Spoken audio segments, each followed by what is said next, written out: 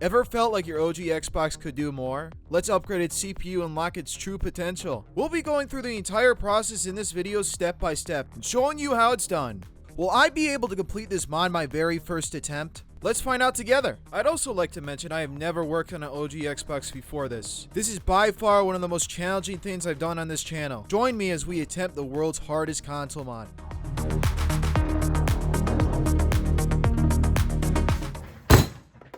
We've got everything here to get this started. As I said in the beginning, we're going to be using this 1.4 GHz CPU on this Xbox console. Compared to the original CPU, this thing is much faster. If we do succeed first try, we're going to have to do a lot more work to get this thing fully running. I'll still have to do RAM mod, voltage mod chip, and maybe more storage for the system. A lot of work has to be done still, that's for sure. If you haven't noticed already, I deleted this thing off camera. I felt it would be a good idea for what comes next.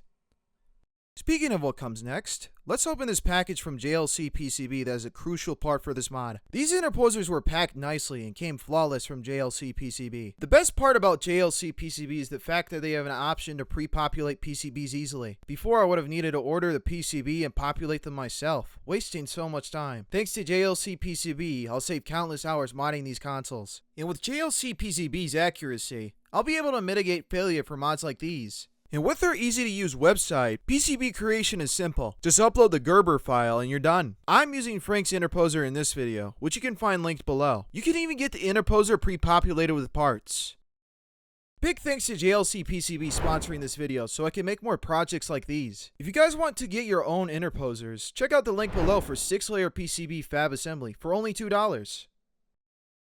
While we take apart this Xbox, let me explain what we're going to need to do for this mod, and why we needed those interposers from JLC PCB. Since the CPU is so large compared to the old one, we need to expand its connections to fit with the new CPU on top. After we take the original CPU off, we're going to need to reball the custom interposer we got from JLC PCB and put it on the board. Once the interposer is connected to the board, we're then going to have to connect the PGA or pin grid array CPU on top of the interposer. This is going to require a double stack of connections, meaning more potential failures throughout this entire structure, thus making this one of the hardest mods I've ever taken on. Now let's try to make this thing. After getting the Xbox apart, the first step is taking off the original CPU on the Xbox. This is probably the easiest part of modding this console. We'll then need to reball the interposer from JLC PCB.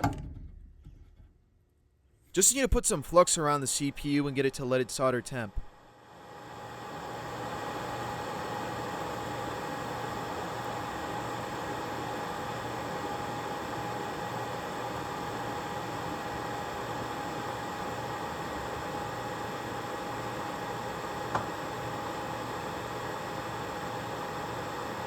After confirming the solder is melted underneath by nudging, we can go ahead and take it off no problem.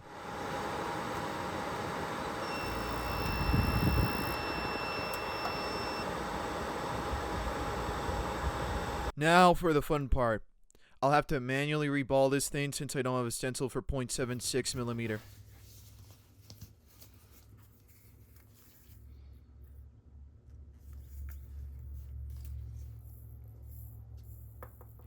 Now to do this one by one. This is going to take a very long time. Screw it. I'm just going to dump it on the board.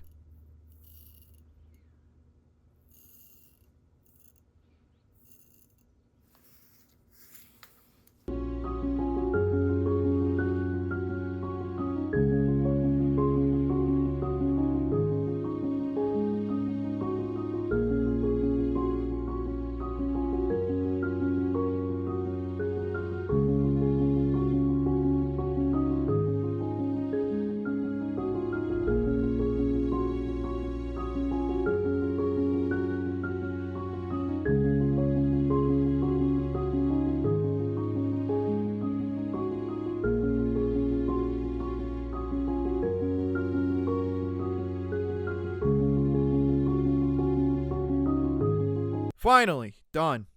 At least I know why I'll have carpal tunnel in the near future. Time to get these pads on the board cleared for this interposer. At the very least, this process has been made slightly easier since I use leaded solder. I cannot tell you how many times I've had boards like the PS3 Popcorn at unleaded solder temperature. Better yet is the 0.76mm solder ball size. It should make it very easy to clean pads with little risk to the board. I'm starting to like working on these boards. It's pretty simple, aside from the double stack of BGA. I did buy more 1.4 gigahertz CPUs just in case this one fails. I have no idea how consistent this mod is. We're about done clearing the pads now. Usually you're supposed to use an alignment tool, but I'm gonna just risk it since I don't have one. To be honest, I had no idea such a thing existed before making this video, and people say it's almost impossible with help, but I can't help myself. I'd also like to say I put 0603K size resistors on the bottom of the interposer so the balls didn't get squished while melted. You can also see in the video that the interposer settled in nicely. I also tested the Xbox off camera and nothing exploded. Now that the interposer is on the board, we can discuss the next steps for this mod. Once soldered on, we now need to apply solder paste with our syringe so we can make a connection from the CPU to the interposer to the motherboard.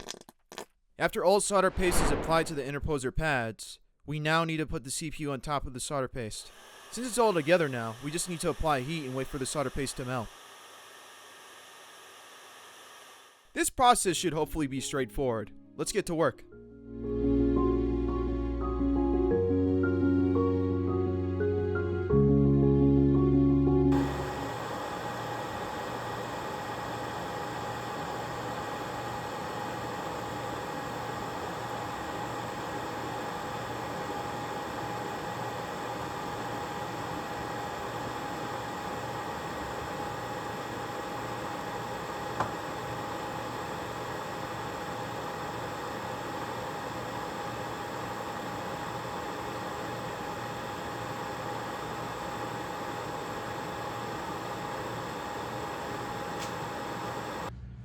Here's the setup. Thanks for 2100, guys. Here's the actual Xbox. Here's the CPU before. And look at her now. Let's see.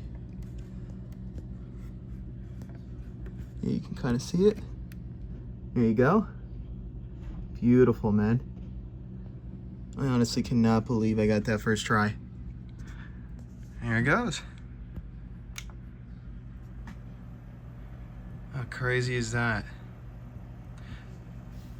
Don't mind the lines in the screen, by the way. This thing's just a piece of crap. Look at that, man.